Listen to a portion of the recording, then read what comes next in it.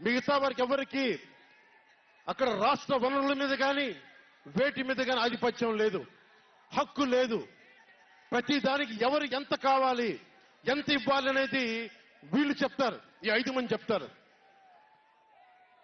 ఇది class war. Jagan మాట్లాడితే ఒక్కడు అమ్మా నేను ఒక్కనేనమ్మా, అమ్మా నేను ఒక్కనేనమ్మా అని సాగు కొడతా ఉంటాడు.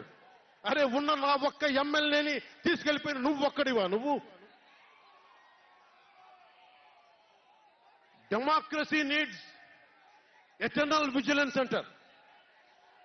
ప్రజాస్వామ్యాన్ని కాపాడుకోవడానికి నిరంతర పహారా ఉండాలి. 2014 పార్టీ పెట్టినప్పటి నుంచి ఈ రోజు దాకా నేను చేస్తుంది ప్రజాస్వామ్యాన్ని కాపాడే ప్రయత్నాలే.